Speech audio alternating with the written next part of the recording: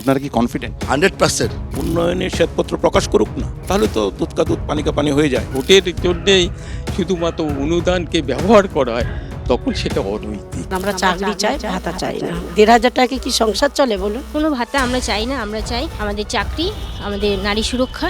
বারুইপুর, এই বারুইপুর নামটার সাথে যার নাম জড়িয়ে আছে সেটা নিয়েই কিছুদিন আগে তোলপাড় হয়ে গিয়েছিল আমাদের রাজ্য কেন্দ্র রাজনৈতিক মহল। কিছুদিন আগেই প্রধানমন্ত্রী নরেন্দ্র মোদী বঙ্কিমচন্দ্র চট্টোপাধ্যায়কে সম্বোধন করেছিলেন বঙ্কিমদা, আর সেইটা নিয়ে চলেছিল প্রচুর তর্ক বিতর্ক। যাই হোক, এবার তাহলে মূল আলোচনায় আসি। সাহিত্য সম্রাট বঙ্কিমচন্দ্র চট্টোপাধ্যায়, যার লেখা অনেক উপন্যাসই আছে, দুর্গেশ নন্দিনী, কপালকুণ্ডলা, বিষবৃক্ষ, এই সমস্ত উপন্যাসে উনি লিখেছিলেন এই বারুইপুর রাজবাড়িতে বসে। তখন তিনি ছিলেন এই বারুইপুর আদালতের ডেপুটি ম্যাজিস্ট্রেট। চলুন তাহলে একটু খোঁজ খবর নিয়ে নেওয়া যাক ভোটের আগে বারুইপুর পূর্ব বিধানসভা কেন্দ্রের মানুষজন, নেতা প্রত্যেকে কি ভাবছে, কথায় কথা বাড়ছে। চলুন দেখে নেওয়া যাক।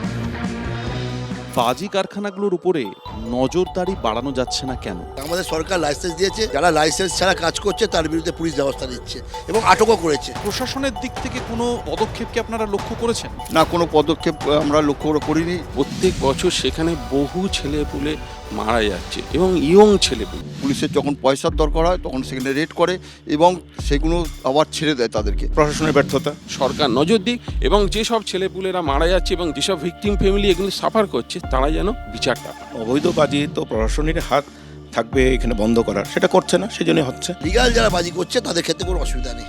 বারুইপুর পূর্ব বিধানসভা কেন্দ্রে জয়ের ধারা কিন্তু অব্যাহত রেখেছে তৃণমূল কংগ্রেস। 2011 সালে এই পূর্ব বিধানসভা কেন্দ্র বারুইপুরে এখান থেকে জিতেছিলেন নির্মল মণ্ডল।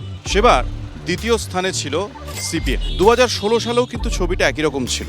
নির্মল মণ্ডল জিতেছিলেন, দ্বিতীয় স্থানে ছিল সিপিএম। 71,000 বেশি ভোট পেয়ে তারা ছিল দ্বিতীয় স্থানে, আর বিজেপি ছিল 12,000-এর বেশি ভোট পেয়ে তৃতীয় স্থানে। কিন্তু 2021 সালে এই খেলাটা একটু পাল্টে যায়। সেবার নির্মল মণ্ডল 1,23,000 ভোট পেয়ে প্রথম স্থান অধিকার করে এবং দ্বিতীয় স্থানে চলে আসে বিজেপি, প্রায় 73,000-এর বেশি ভোট পায়, এবং সিপিএম 21,000-এর বেশি ভোট পেয়ে তৃতীয় স্থান দখল করে।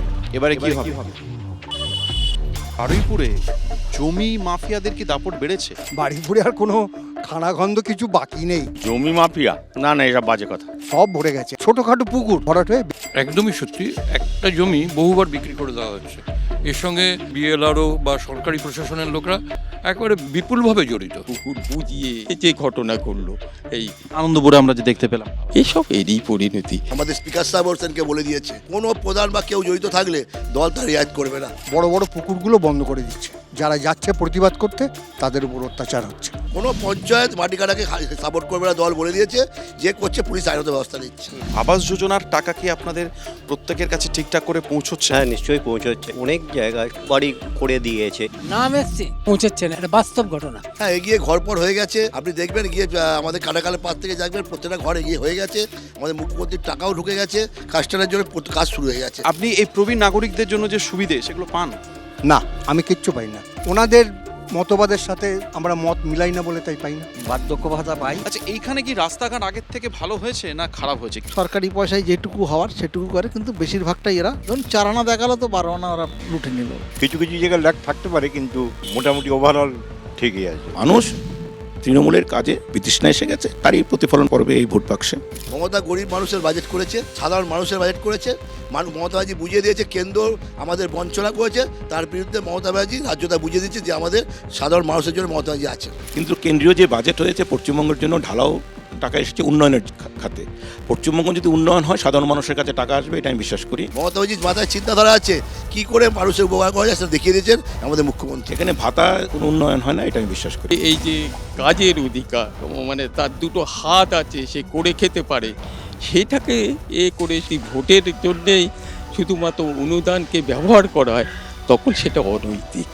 বাম জমানা আমরা দেখেছি, তারা যেভাবে অত্যাচার করে গেছে, কিচ্ছু করেনি, কিচ্ছু কাউর জন্য কিছু করেনি, রাস্তাঘাটও নয়, কোনো কিছু না, কিন্তু আকাশ পাতাল তফাৎ। কিন্তু এখন এমন অবস্থা হয়েছে, রাস্তাঘাট ভালো হয়েছে, আলো ফালো দিয়ে জলের ব্যবস্থা করে দিয়েছে, মানুষের কত সুবিধা করে দিয়েছে। সার্বিক জনগণের একটা সচেতনতা দরকার এবং তাদের ভাবা দরকার ভবিষ্যৎ প্রজন্মটা কিভাবে বাঁচবে।